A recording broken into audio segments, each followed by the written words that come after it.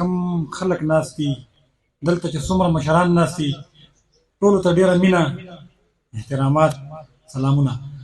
یو دوه درې شعرونه وایم چې ما د راز خبره ستا په حواله کړه، ما د راز خبره ستا په حواله کړه، خوشبويي مې د هوا په حواله کړه،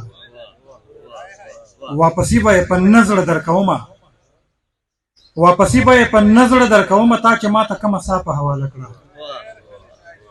او مونږ په یو بل باندې دغه پیرزو وکړه، مونږ په یو بل باندې دغه پیرزو وکړه، مونږ یو بل ته جړا په حواله کړه. مننه. او زه کوشش کوم چې زه یو نظم ووایم تاسو ته. یاره جانبي صاحب نظم ترنم کې نشي ویلی، او یو داسې نظم وایم چې انشاءالله دا ټول خلک چې څومره ناست دي یو حقیقت به وګوري، یو تصویر دی په دې نظم کې. او د دې نظم عنوان دی بې څوکه مړې. داسې دی چې زه بدبخته له ازله ټکرې وم، د رنګ رنګ امتحانونو سره مخ وم، که د دغه ازمیښتونو زنځیر ګورې مختلفې حادثې د دې کړی دي. دغه ټولې مرحلې ډېرې ترخې وې، خو د هرې مرحلې تراخه بدل و. د ژوند هغه مرحله ډېره ترخه وه. زما خیال دا دی چې زه 6 کلنی وم، زمونږ خپلو کې واده و، ما ته یاد شي زه په جنج کې د مور پلار نه شومه ورکه، تردوده ګرځېدمه په ژړا وم، یوې ترور ځان سره ګاډي کې سپاره کړم، د ډولۍ سره یو ځای جنج کې روان وو چې یو درز شو، 2 ګاډي سره مخ شو، اکسیډنټ شو، ډېر خلک پکې مړه شو.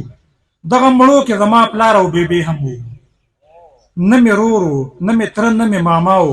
زه د خدای په جهان ځان له شومه پاتې. زه په مور او په پلار ځکه ومه ګرانه چې زما نه بله خور و نه مې رور و. هغوی ما له ډېره مینه راکوله چې هغه مینه زما د ژوند نه لاړه. دا د ژوند یوه ترخجنه مرحله وه، خو د دې نه وروسته نور تراخه هم ډېر وو. یوه ترور مې و، هغې د ځان سره کړم، خدمتونه د ټول کور په ما کول یې، اخترونه مې بې خونده بې مزې وو، ما د هرې خوشحالۍ په وخت ژړلي. په زړو زړو جامو کې شوم رالویه، چېرته نوې جامې ما اخوستې نه وې. ښه مې یاد شي چې د دوی سره مې چرې په یوه پینګ د ډوډۍ خوړلې نه وه، چې د دوی نه کومه پاتې شوله ما به یقین وکړې تل هغه ډوډۍ خوړله.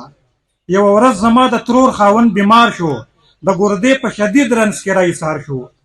د هغه د اپریشن دپاره ترور مې زه یې خرڅه کړم، زما سودا یې وکړه.